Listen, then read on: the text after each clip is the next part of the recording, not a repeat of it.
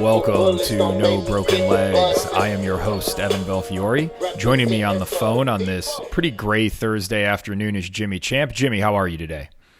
Man, I'm doing okay. Both of us are about done with work for the year, so that's good, and we just got some football to focus on. So excited to talk about it.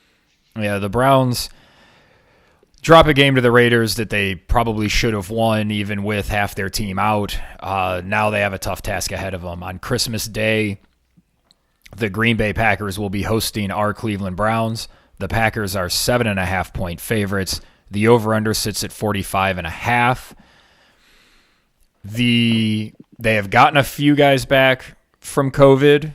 Hooper and the linebacker Phillips are back in. They have lost Newsome, who is out with COVID, but no word on Baker or any of the other starters. And the big news for the Browns in terms of injury report is Myles Garrett. He has a groin injury. He has not practiced so far this week, and we do not know if he's going to play.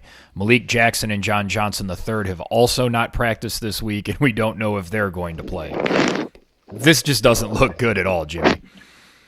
No, it doesn't. And we had to figure, with the game getting pushed, you had to figure there was definitely going to be some guys not practicing.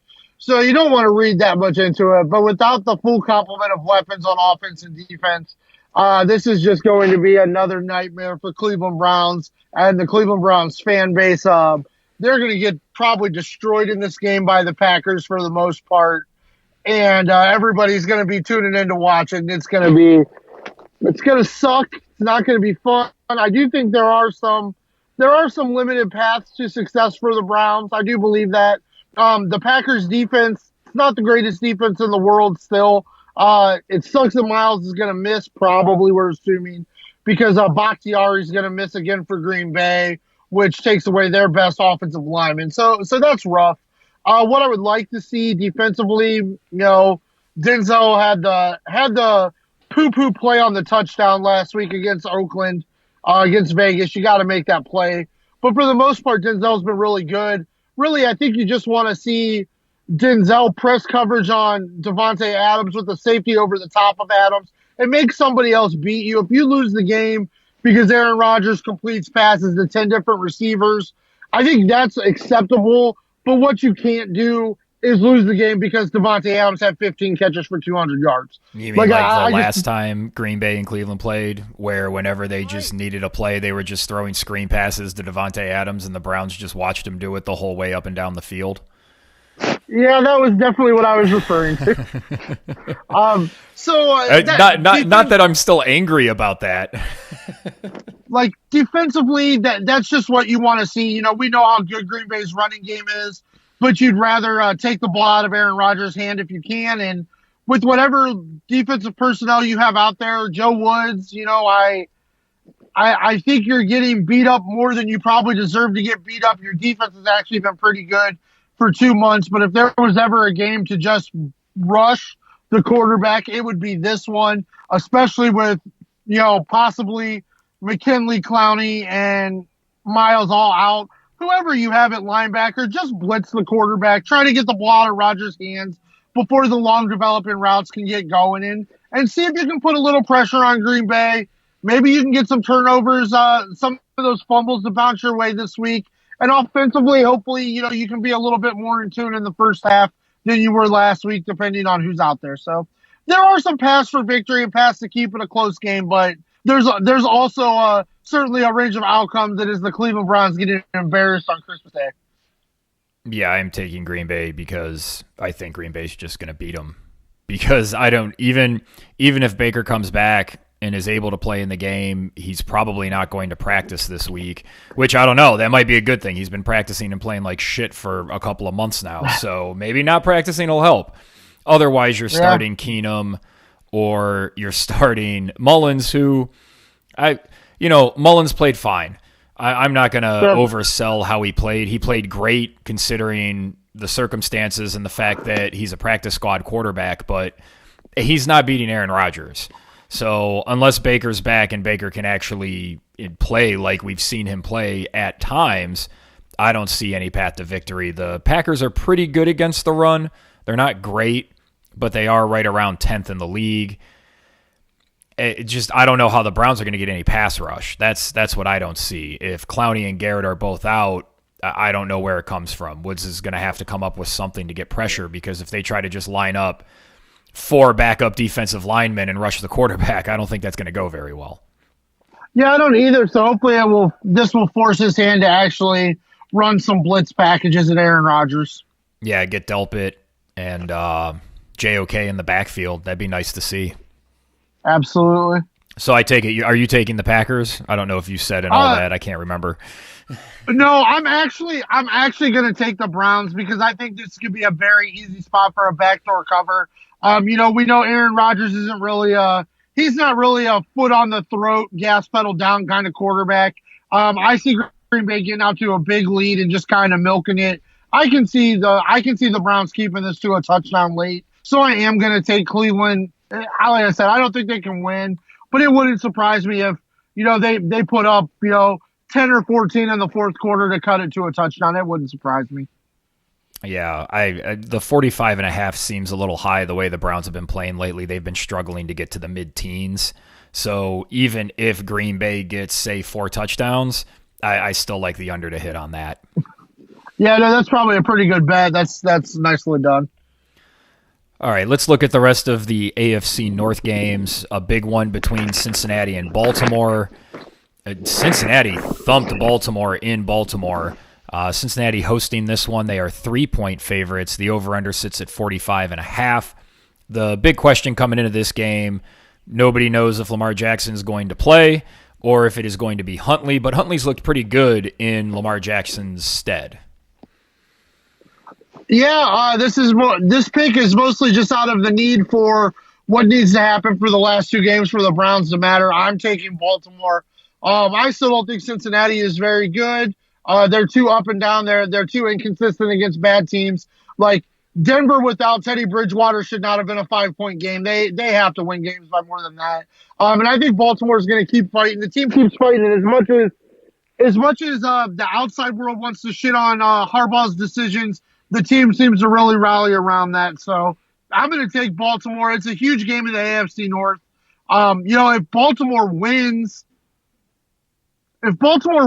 they really have a hold on it. The Bengals would have less of a hold with a win, but I think the Ravens are going to pull this one out. I don't think it'll matter who plays quarterback. I think Baltimore still creates enough pass rush on defense, and they're not going to get embarrassed by the Bengals twice in a year. Yeah, I think Baltimore gets revenge. I think that first game was Cincinnati's Super Bowl, and They played very poorly after that, and they've been very up and down. So it shows that they can't sustain it. I don't see them getting up again, but it is always possible. I just think Baltimore looks like a really good team right now, despite the fact that they're playing a ton of backups, and they look to be about a step ahead of where the Browns are currently. And that it's only a step considering where we were 5 years ago is nice to see for the Browns. They got to keep working and getting better, but Baltimore's just taken everything the Browns have had to deal with injury-wise, and they've just rolled with it. It's been pretty impressive to see. Yep, I agree. And that's why, remember, what was it, a year or 2 ago, people were talking about Harbaugh maybe being out in Baltimore and, would Cleveland be interested? And it's like, yes, this is why. This season is why John, or is it John or Jim? I always forget. Yeah, I don't know. Okay, yeah, it's just, damn it. Just they're still fucking good, Jimmy. It pisses me off. Yeah, even beat up, they're still a quality team in this league. It's just what it is, unfortunately. The next game in the AFC North is the Kansas City Chiefs are going to be hosting the Pittsburgh Steelers. The Chiefs are 7.5-point favorites. The over-under sits at 44.5. What do you think happens in this one? Well, the Chiefs are dealing with some COVID, but I'll be probably teasing this game up to around 10. I think this little lucky run the Steelers are on will come to an end. They're not going to be close enough to where 14 points in the fourth quarter will make a difference. I think the Chiefs are going to kind of put their stranglehold on being one of the 2 best teams in the AFC this week. I'm taking Pittsburgh here because Tyreek Hill is on COVID, you figure Pittsburgh's going to double and maybe even triple team Kelsey, and Kansas City just hasn't been able to count on any of their other receivers. Plus, I think TJ Watt is going to give Patrick Mahomes some problems. I think Kansas City finds a way to win, but I think Pittsburgh keeps it to less than a touchdown. Our next game is basically the battle for the AFC East. We have the New England Patriots hosting the Buffalo Bills. New England won this first game pretty easily, even though they only threw the ball 3 times. New England are favorites here, 2.5 points. The over-under is 43.5. Is Buffalo going to get revenge? No, I hate it. You know, we were super high on the Bills coming into the season for so many fair reasons, but Josh Allen has just been too up and down. They bully bad teams, and you don't know what you'll get against good teams. And whether I like it or not, the Patriots are a good team. They are limited at quarterback, but they've got such an advantage everywhere else on the field against Buffalo, especially in the coaching department, that I think they'll win this game and just about lock up the AFC East. I'm taking Buffalo. Mac Jones was just awful last week, and his press conference, so bad. His press conference talking about how they didn't practice well, or they didn't this, or they didn't that. Like, I don't know, that just seems weak sauce to me. Also, Buffalo, Bill Belichick has had problems with running quarterbacks, and Buffalo couldn't do a lot offensively in that first game, but Josh Allen running the ball was very effective. I would assume Brian Daboll can see what I see and will dial up more of those plays, but I don't know. I think he will. I hope he will, and I'll pick Buffalo because I think he will. We'll just have to see if he actually does. Yeah. Like I said, I hope Buffalo, I hope they're able, I hope the weather is less of a deciding factor this time. It's more of a straightforward game, but the press conferences after those losses really turned me off of their head coach and their quarterback. Yeah, Bill Belichick apologizing was fucking weird. Yeah. This is just bizarre. Yeah, but it's a huge game. It's a huge game. Absolutely huge game. Next up, we have the LA Chargers. They are traveling to Houston to take on the Texans. The Chargers are 10-point favorites. The over-under sits at 45.5. I'm taking the Chargers because the Chargers are good and Houston stinks. Yeah, there's nothing wrong with that. I know the Chargers are dealing with some key pieces still on COVID, but I think they'll still have enough to win this game. And, I still think the Chiefs are going to win the West, but I think the Chargers are very likely to knock out a division winner in the first round of the playoffs. The Chargers are a really good team, so I'm excited to see how they play. But I agree. I think that they should handle the Texans no problem. Yeah, the coaching change has really done them a world of good, and Justin Herbert's just a really good quarterback. And I do want to talk, if you don't mind, we're getting this coaching thing just a little bit here. For everybody that beat up on Brandon Staley's decisions last week, please understand when the Chargers are playing a team like the Texans, when they've got 4th and 8 and they're in field goal range, they're going to kick field goals because field goals will be enough to win those games. Field goals cannot be expected to be enough to beat the Chiefs. It's not a all the time, every time thing. It's a game by game situation where the decision matters more than the results. So just understand that. Like, don't be shocked when you see the Chargers kick 4 field goals because you can beat the Texans with 4 field goals. Yeah, but that's going to be all they talk about on Monday is, he kicked 3 field goals inside the 30-yard line instead of going for it on 4th and 4. And it's like, bitch, like, whatever. Whatever. We're going to be dealing with this for the next couple of years. And I'm already tired of that conversation because it's dumb. It was dumb when people had it 10 years ago about 2-point conversions, and it's dumb now. Yeah. Hopefully it'll get some old heads off TV and make room for us, brother. No, I hope so, because I am sick of looking at the same faces. This is why I don't watch any of the pregame shows to kind of go off on a sidetrack here, but I didn't like these guys 20 years ago, so why would I watch them now? Yep. Next up, we have the Denver Broncos traveling to Vegas to take on the Raiders. Denver are 1-point favorites here. 41.5 is the over-under. I like Denver here because I am not impressed with Vegas barely getting by the Browns' backups. Yeah, I'm the same way. I think even with Drew Lock, I think Denver can beat the Raiders. Drew Lock maybe auditioning for his NFL career. Yeah, no, you're absolutely right. I can't imagine many teams will be jumping to give him opportunities after this season. No, certainly not if he plays poorly down the stretch here with Teddy most likely done for the year. Yeah, bad luck for Teddy. He just doesn't seem to be able to stay healthy for a whole season. Yeah, it stinks.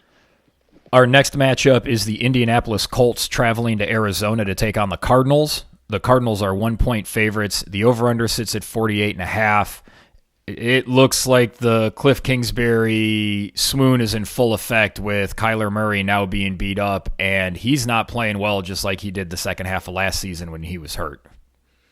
Yeah, I mean, I don't think it's not going to change. Like, that style and the system that they run, like, you've got to get away from that a little bit more earlier in the year, establish the run more so Kyler can get rid of the ball because even if they're not clear hits, man, Kyler Murray gets hit a lot.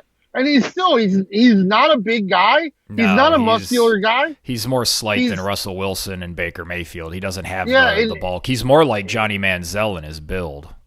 Yeah, you're absolutely right. So, yeah, and Hopkins being done, I mean, that's a problem for them. I am going to take the Cardinals here because I still think they're just a better team. But I think they're going to end up losing that division. I do think the Rams will get the division. I think the Cardinals will make a first-round exit in the playoffs. They've had some key pieces get injured, and we're just going to keep seeing this down the stretch, I think, unless they're going to have to significantly change their beginning of the year game tactics. Like, Kyler cannot keep coming out and throwing the ball 50 times a game for the first 6 weeks of the year. Now you've got 2 years of evidence of what happens when you run that offense. Yeah, and this is sort of what we expected Arizona to look like and Kingsbury's team to look like is what they have been the last couple of weeks when they've struggled. I'm taking Indianapolis. I think Dadgum Taylor's just going to run wild again and keep putting his name in the MVP discussion. Well, maybe Offensive Player of the Year, not MVP. Maybe Offensive Player of the Year. They end up sneaking that division. Well, I don't think the voters are going to. I don't think the voters are going to vote a running back as MVP, even though I think it's ridiculous that they don't consider him. I think he deserves to be in that conversation. He's been fantastic for them because Carson Wentz ain't winning them football games. Well, can I beat up on the Colts for like 2 minutes real quick? Like 1 minute? Do you mind? Sure. I mean, I don't like them being good, so go ahead. I mean, they should. I hope they got in the locker room last week, and I hope they gave their game ball to New England's quarterback because if he was even anywhere near competent, they would have lost last week. Like, Carson Wentz looks like crap. No, Carson Wentz looks bad. He looks bad. Fortunately for them, Jonathan Taylor broke off one big run. And all this stuff, like, the main reason Jonathan Taylor can't be considered MVP is because Derrick Henry is hurt. Because when Derrick Henry was healthy, nothing Jonathan Taylor did mattered because Derrick Henry was playing so well. If Derrick Henry was healthy and Jonathan Taylor was leading any offensive rushing category, then you would have a point. But the voters are going to go, yeah, but Derrick Henry's not there. And unfortunately for him, for Offensive Player of the Year, Cooper Kupp's working on a trifecta that hasn't been done since, like, Jerry Rice. So that's going to be rough for him, too. But, yeah, I hate that the Colts or the Titans are going to win their division, but I'm really going to enjoy betting against them in the first round of the playoffs. Yeah, Carson Wentz is not helping. He's going to blow a playoff game for them. That's just going to happen. Yeah, absolutely. And you mentioned Derrick Henry. His replacement, Foreman, looked really good for Tennessee last week. Tennessee is home. They are taking on the San Francisco 49ers. The Titans are 3-point underdogs in this game. The over-under is 44.5. This is Tannehill in a game that counts. I'm taking San Francisco. Yeah, to me, it's just that easy. I agree with you. San Francisco, I don't know if they've got enough time to make the playoffs, but they're playing pretty well right now. And I think Tennessee losing that game in the fourth quarter last week just probably spelled the end of their season. But yeah, San Francisco's battling. I still don't think they're a really good team, but they're doing enough things well to beat teams that aren't playing really well right now, and Tennessee's not playing very well right now. Our next game features your Rams traveling to Minnesota to take on the Vikings. The Rams are 3-point favorites here. The over-under sits at 49.5. I'm going to take the Rams, and I'm going to take the over. And on this, I'm just saying, show me, LA. Just show me. If you're back and you're doing it, then fucking show me. Beat up on this mostly mediocre Vikings team. Yeah, you know what? We were both kind of high on the Vikings coming into the year. We thought they'd have a chance at the playoffs. They may still have a chance at the playoffs, but I do think I do think the Rams will handle this game. I don't know. Some of the things they did against Seattle were good. Some of the things they did against Seattle were bad, but they got the win, which is what you're looking for. I think they'll play better this week, and I think they'll put a little beating on the Vikings. So I got the Rams as well. Next up, we have another team dealing with a lot of injuries, which is Tampa Bay. They are traveling to Carolina to take on the Panthers. Tampa Bay are 10-point favorites in this game. The over-under sits at 44. If you're wondering why a depleted Tampa Bay is still 10-point favorites, it's because Cam Newton the last 3 weeks has been unbelievably terrible. Under 50% completion percentage. His high is 178 yards in a game, and he got benched for a quarterback that none of you even remember the name of. I'm going to take Tampa Bay in this. I think Brady finds a way to put up enough points. I don't know what Carolina is going to wind up doing, but Cam Newton is not going to be the answer there. Yeah, I don't know. I agree. It kind of seems like Sam Darnold might just have his job back. I don't know. They may as well throw him out there for the last couple games just to see, or maybe you can trade him to somebody looking for a backup for a late round pick. But throwing Cam Newton out there doesn't seem to be an answer. Yeah, I agree with you. Pissed off Tom Brady might throw 5 touchdowns to Scotty Miller this week. Yeah, Carolina is not New Orleans. They won't be able to battle long enough in this game, and I think the Buccaneers win this one pretty easily. Yeah, and it just seems like New Orleans has Tampa Bay's number. Sometimes that happens. Yep. Next up, we have the Dallas Cowboys, who pretty much cinched up the NFC East. They're home. They're taking on the Washington Armada. The Washington, short week. They had a ton of guys on COVID. Cowboys are 10.5-point favorites. The over-under sits at 47.5. These games tend to be close, and I don't necessarily trust Dallas to beat anybody by 10, but I think Washington has too many people out with the short week. I'll go with Dallas.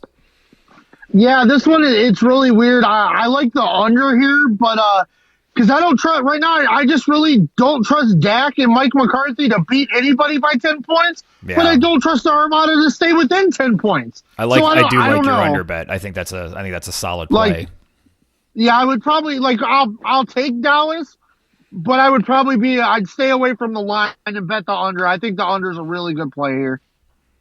Next up in the NFC East, we have the Philadelphia Eagles are home for the very shitty New York Giants. The Eagles are 9.5-point favorites. The over-under sits at 40.5. I'll take the Eagles. They look like they might actually have a little something in Jalen Hurts if he runs a little more. But I don't. The Giants stink. Philly will see what they have in Hurts the rest of the season. I don't think they're doing anything big with him though.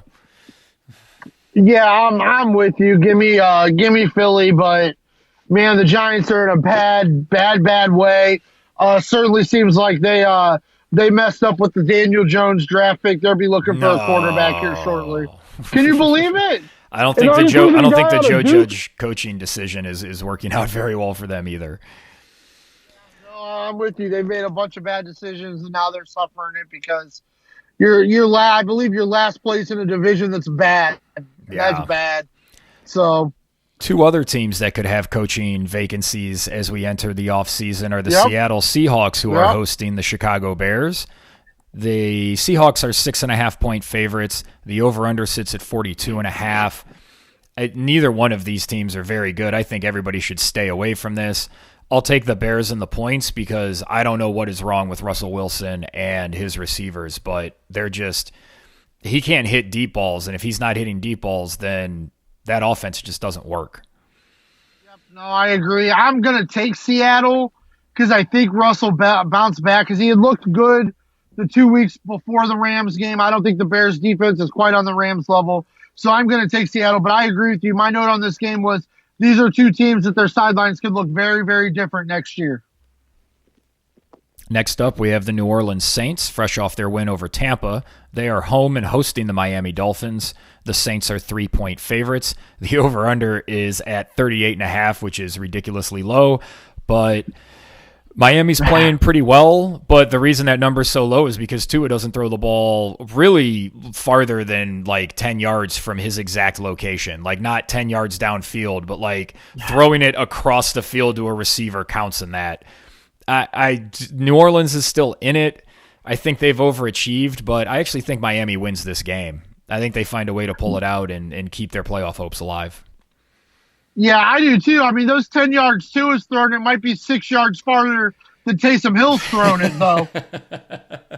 Maybe. I think it is. I agree with you. I think the Dolphins will win this game outright. I love the money line here on the Miami as well. I think New Orleans probably had their Super Bowl last week while Miami is still fighting to get beat in the first round of the playoffs. So yeah, now they're going to start dealing with the are the Saints going to trade Sean Payton? Is Sean Payton going to stick around? So we'll deal with that again. Yeah. The Who Gives a Shit Bowl this week award goes to the Atlanta Falcons and the Detroit Lions. The Falcons are 5.5-point favorites in this game for reasons I don't know. The over-under is 42.5. I'm taking Detroit because they look like they still want to play while Atlanta looks like they need to just blow everything up. Yeah, the last time I looked, there was a pretty good money line for Detroit as well. I'm taking Detroit and the money line. I think Detroit will win this game actually fairly easily. I think they'll come out, punch Atlanta in the mouth, bite them in the ear, and Atlanta will fold real quick. So give me the Lions here. Yeah, the Lions are plus 210 on the money line. I like that one. And I like that a lot. And then this week's Who Gives a Shit Bowl is the New York Jets and the Jacksonville Jaguars, the fight for the number 1 seed. The Jets are favored by 1.5. The over-under sits at 41.5. I like the under. The Jets stink. Wilson stinks. The Jags stink. Lawrence has stunk this year. I'll take the home team. That was a lot of stinks, man. That was a lot of them. Well, it's the Jets and the Jags, man. Yeah, I'm with you. I will take the Jets as well. This will be the game we don't watch a snap of this week. Oh, God. What a just awful game. I just watch. The Jets will find a way, or the Jags will find a way to win this game and once again screw themselves in the draft. Because didn't they do that like 2 years ago? I know they came through last year and got that number 1 pick, but really just fucked themselves over again. Any final weeks here on Week 16? Obviously, the Browns have a really tough contest, and we'll be watching the Cincinnati-Baltimore game closely and the Pittsburgh game kind of with a side eye, even though I think Pittsburgh's probably going to get beat this week, and that probably ends their division hopes. Yeah, no, there's a lot of, there's just, which we expected, with the way the AFC is with 14 teams at 500 or better. Like, we knew there were going to be games coming down the stretch like this where there's going to be big swings. But the Buffalo-New England game is probably the most important game. I think the Chiefs game, though, is important as well. Because we have the game left with Cincinnati, and I believe Baltimore will lose next week. I really want Baltimore to beat Cincinnati to give Cleveland that outside shot at the division still. But, man, there's a lot of good football this weekend, and it's just going to be – these last 3 weeks are going to be a bloodbath for these playoff spots in the AFC. Well, in the NFC, too, because there's so many teams that are right there in the 7 to 9 win range that probably you're going to see an 8-win team make the playoffs in the NFC. I think that's going to happen. Yeah. Yep. All right. Well, we'll wish everybody a Merry Christmas and have a safe holiday weekend, safe travels, and be safe with your COVID. Don't get too many people together, and give your grandparents and older relatives some space. Let's keep everybody healthy. Jimmy, thank you for joining me. No place I'd rather be, brother.